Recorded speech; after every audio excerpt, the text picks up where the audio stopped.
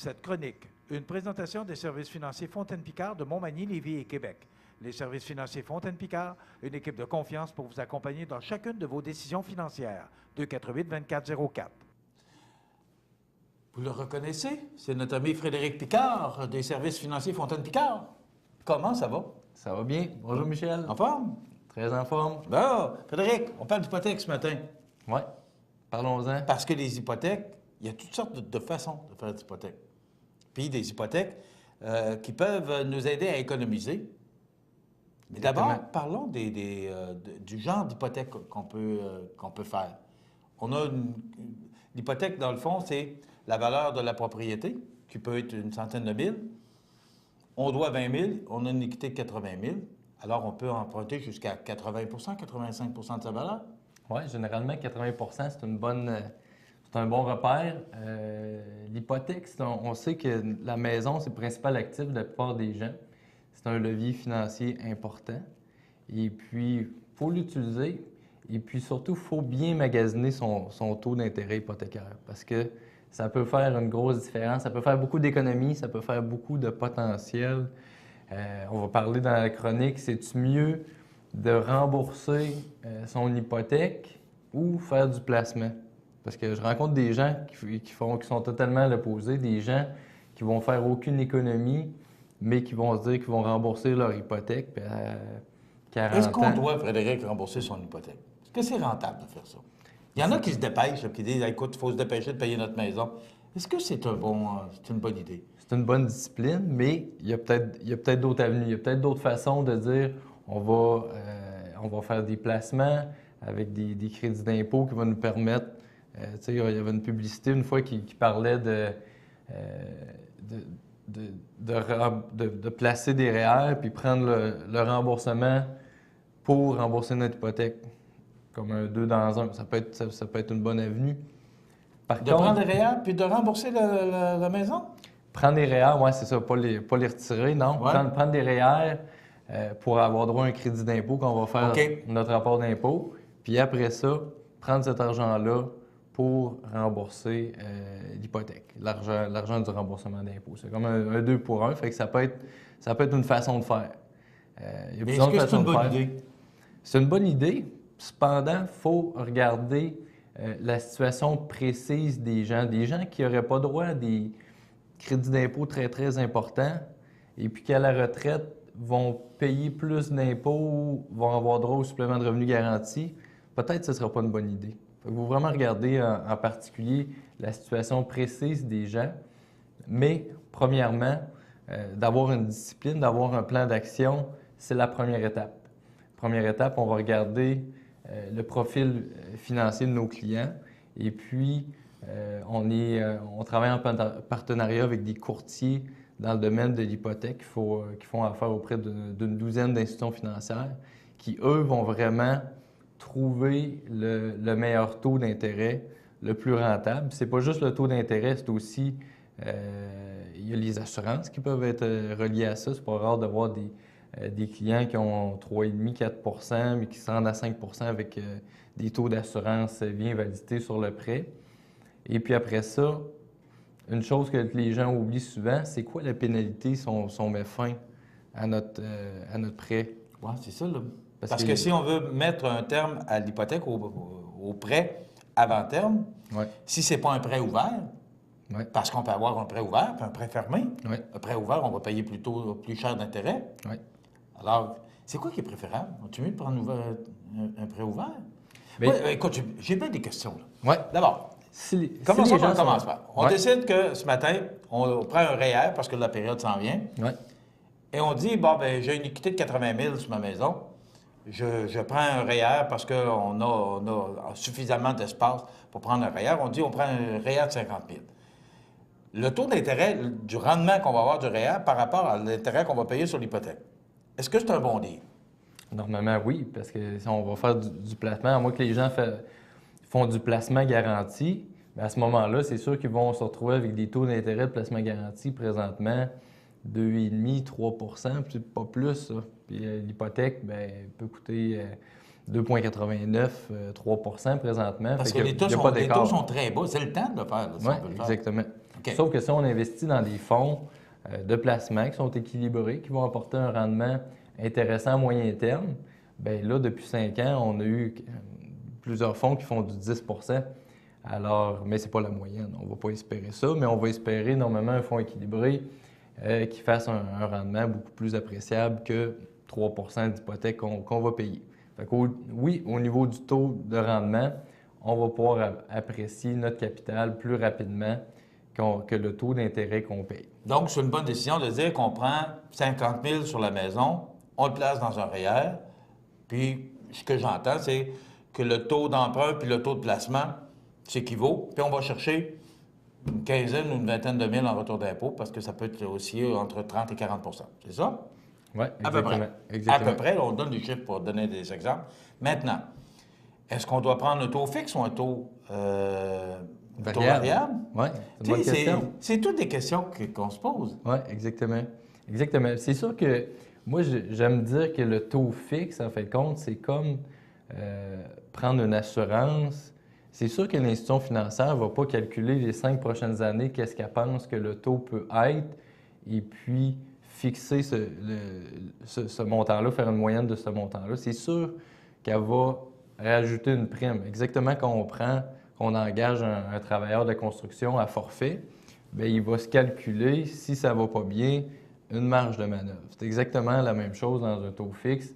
On va estimer qu'est-ce que ça pourrait être les 5 prochaines années, les taux d'intérêt, et puis on va se prendre une marge de manœuvre qui veut dire si ça va mal, ça va être ça. Puis si ça va très mal, bien là, c'est l'institution financière qui va être perdante. Fait que si le client est capable de prendre un peu de risque, là, son budget le lui permet, et puis ça ne changera pas drastiquement sa situation financière, bien c'est sûr que les taux variables sont intéressants. Là. Présentement, on peut avoir des... C'est pas risqué un peu de... Tu sais, avec toute la fluctuation qui se passe actuellement, c'est pas risqué du taux variable? Bien, ça comporte son risque. Justement, c'est pour ça que ça coûte moins cher. Puis historiquement, dans 85 % du temps, le taux variable a été plus intéressant pour le client que le taux fixe. Parce qu'il est plus bas que le taux fixe. Il est plus bas. Présentement, on peut avoir 2,3 % taux variable, 2,89 taux fixe, 5 ans. OK. Fait qu'il y a une marge de 0,6. 0,6 %, ça a l'air de rien. Mais sur 50 000.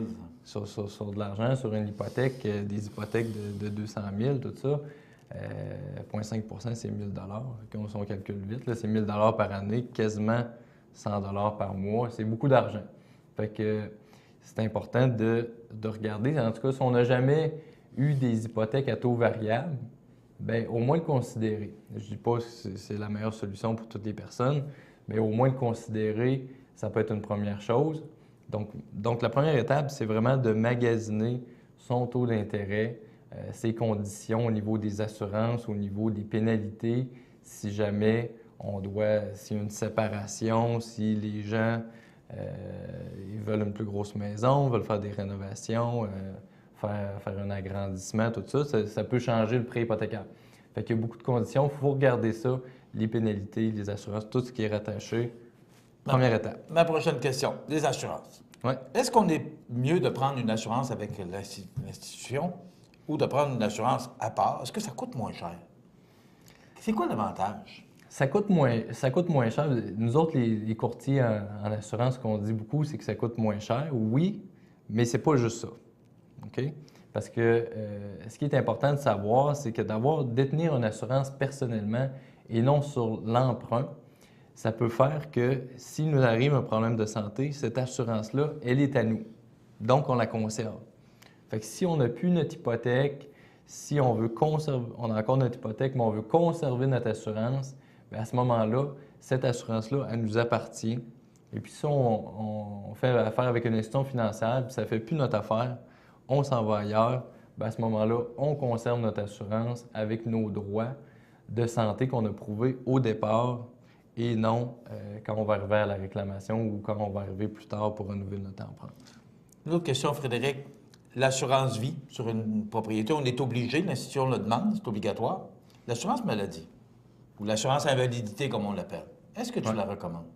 Bien, c'est bien que tu dises ça parce que la plupart des gens pensent qu'on est obligé de prendre l'assurance vie. Alors que ce n'est pas obligatoire. La seule assurance qu'on est obligé d'avoir quand on va chez le notaire, c'est le notaire qui nous le demande vraiment de l'avoir quand on passe chez le notaire, c'est l'assurance qu'on peut appeler le feu, vol, vandalisme, l'assurance du bâtiment. On n'est pas tenu de prendre une assurance vie? Non. Je savais que l'assurance invalidité était facultative, mais l'assurance vie, on n'est pas obligé. Certains clients peuvent... On apprend ça ce matin. Ouais. Certains clients peuvent être tenus de l'avoir, mais de façon générale, on n'est pas obligé parce que s'il arrive un décès, la maison est encore là. S'il arrive une invalidité, la maison est encore là. Fait que l'institution financière peut se repayer avec l'actif qu'elle a pris en garantie, la maison.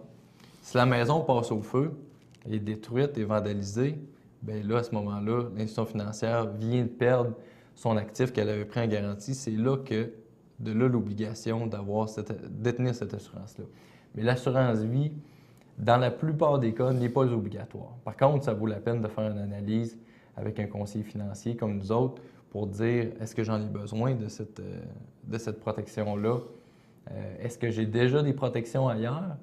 Alors, pas dédoubler les choses. Il faut regarder si vraiment on en a besoin de cette assurance-là.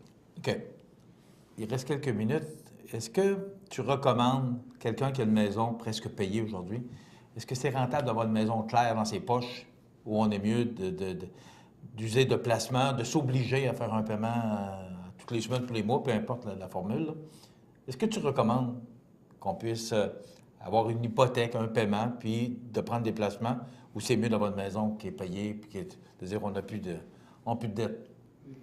Je pense que c'est mieux de faire du placement parce qu'on va faire fructifier notre capital, comme on disait tantôt, probablement plus rapidement que l'intérêt nous coûte. Et puis, ça va nous permettre d'accumuler de l'argent pour le long terme, les différentes situations. Cependant, il faut s'ajuster aux situations du client, on respecte le client. Puis il y a des clients qui me disent, moi, écoute, je rembourse mon hypothèque. Quand je vais avoir 40-45 ans, mon hypothèque va être finie de payer. Puis là, on fera le rattrapage.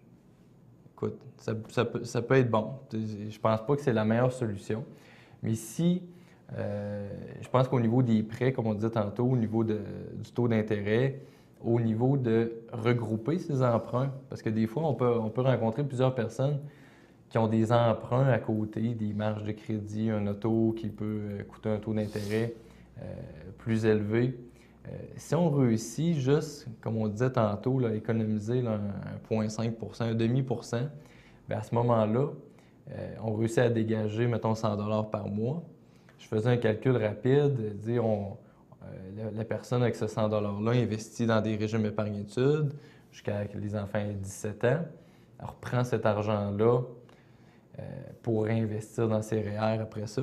Je faisais un calcul rapide sur 40 ans, cette personne-là, grosso modo, là, pouvait se retrouver avec un capital de 270 000 à la retraite, là, 40 ans plus tard. Fait que c'est pour ça que c'est important d'avoir un plan, de dire on va minimiser les coûts, les frais d'intérêt de l'hypothèque, on va faire des placements à côté, et puis ça, ce montant-là, ça peut représenter un revenu de retraite là, d'à peu près 20 000 $ par année de plus dans nos poches. Fait que oui, rembourser son hypothèque, c'est important. C'est sage de le faire, mais ayons un plan à long terme, un plan qui est global, en fin de compte, qui nous permet de voir que chaque geste a de l'importance, puis va nous permettre d'avoir beaucoup plus de possibilités. Votre maison, c'est une valeur que vous avez entre les mains et vous pouvez faire ce que vous voulez avec, mais vous pouvez faire aussi fructifier sa valeur. C'est ce qu'on vient d'entendre ce matin. Il y a du taux variable, il y a des prêts ouverts, il y a toutes sortes de solutions, mais les services financiers Fontaine-Picard sont là pour vous conseiller. 248-2404, Frédéric Picard, son équipe. Merci Frédéric, c'est intéressant. Puis je pense que ça nous a éclairé aussi sur la façon de gérer nos avoirs, particulièrement sur les hypothèques. Ça me fait plaisir, Michel. On se revoit dans 15 jours. Dans 15 jours. Frédéric Picard, qui est conseiller financier chez Fontaine Picard. C'est sur le boulevard Taché-Ouest. Puis aussi, vous pouvez retrouver ce bureau-là à Lévis parce qu'il y a beaucoup de gens de Lévis qui nous écoutent.